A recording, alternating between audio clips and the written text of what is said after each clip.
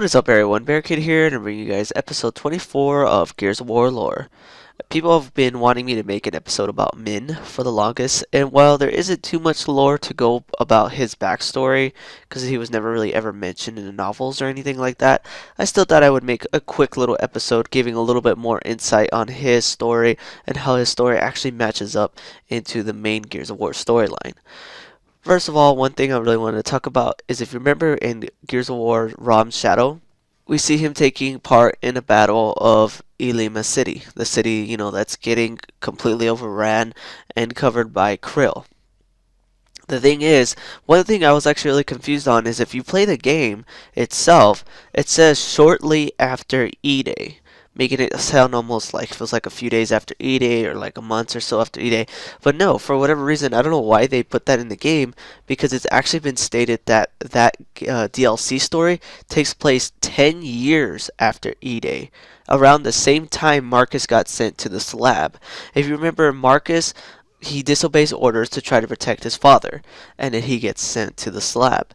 That happens 10 years after E-Day, around the same time that Illima City got attacked by RAAM and basically got overswarmed by krill. And then eventually, that city pretty much became inhospitable at that point because no one could live there because the locusts kind of took over it, which is kind of weird because later on it did become a stranded outpost, and it was never really explained how that happened. Like, basically RAAM took over it with the krill and everything, and then it pretty much just got later taken over by Stranded. The only thing I'm thinking is after RAAM'S death and the death of all the krill, I'm thinking it became a place where people could live, but it was no longer considered like part of the cog, so like the Stranded and these other people would live there, and then it actually was a city that was destroyed in Gears of War 2. If you remember when the worm first is shown, the big giant worm that Scourge controls, when they first show it and they show a city being sunk, it's the same exact city from RAAM'S Shadow. That city was destroyed by the rift worm. And then shortly after all of that, though, RAAM'S Shadow, back to Kim. After RAAM'S Shadow, it's been stated that he was demoted due to his disobeying orders. He was supposed to just leave with everyone and stuff like that, but if you remember, he actually disobeyed orders and then tried to go and take on RAAM, and then later Barrick had to protect him.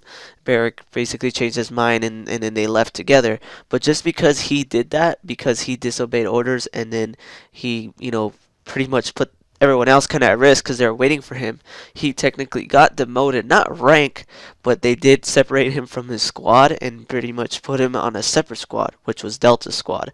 And the thing that's actually pretty funny is Dom was part of that squad. He's always been part of Delta Squad, and Dom was in that squad with Kim and everything, but Dom did not like Kim. Like, Dom was with Kim and they worked together and everything, and led up to Gears 1 where they basically set him free and everything. But during that whole time, Dom never liked Kim. And the reason being is because Kim was always like a by the book soldier, always by the book.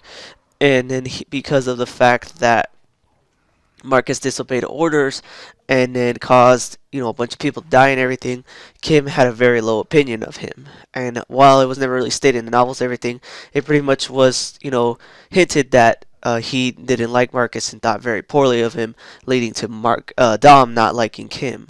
So even though Dom worked with Kim and he was with them for a few years after everything that happened and Marcus being sent to the slab, he didn't like him. Like, he was just kind of just dealing with him because he had to. And then if you remember in Gears 1, you see that part where they're talking about the trial, and then even Dom says that trial was a sham, sir. Like, you could tell he has like a really bad poor opinion of Kim and pretty much dislikes him, which is kind of hypocritical when you really think about it, because of the fact that Kim dislikes Marcus because Marcus's actions led to the death of a bunch of their comrades because he disobeyed orders. But at the same time, Kim did the same thing. He disobeyed orders to try to take revenge on RAAM, which costed them to basically wait for him and it almost costed their lives because they're all sitting there waiting in the top of the building, and they have freaking poor Barrick has to run down the whole building to get him so they can run all the way back up and then take off. If it wasn't for Barrick doing that, and if they decided to wait for him, you know, who knows what could have happened. The Krill probably could have swarmed the helicopter or something, and they could all died. So I don't know why Kim has like such a hate for Marcus when his actions aren't really that much better. The thing is, though, is due to his actions in disobeying orders, it led to him being into Delta Squad because, in a sense, he got demoted because of that. You know, disobeying orders, and then he constantly tried to please his superiors by, you know, being a good soldier and get more on their higher rankings and everything. Again, he didn't lose his rank, but he did get sent to like crappier missions because of the fact that he disobeyed orders. And the thing that's ironic, like I said before, is because of that, it led to him being in Delta Squad, which ended up being the cause of his death. So overall, his story is kind of ironic in the end because of the fact that he hated Marcus because Marcus disobeyed orders, but yet his actions in disobeying orders led to him being in a squad that caused his death.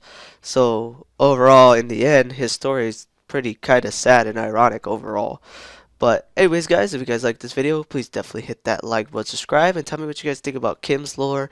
Overall, I couldn't really offer too much because he doesn't have too much of a backstory, but I thought I'd bring up the facts that RAAM'S Shadow took place around the same time that Marcus was sent to prison. And the thing that's funny is they both disobeyed orders around the same time, but pretty much Kim got lucky and didn't cause anyone's deaths. He just got kind of like demoted, whereas Marcus did cause a bunch of people's deaths, and then he got sent to the slab. It's kind of ironic. But anyways, guys, thanks for watching, and take it easy. Thanks for watching this video. If you want to see my most recent Gears of War video, hit that link on the left. If you want to see my most recent Dragon Ball video, hit that link on the right. Thanks for watching, guys.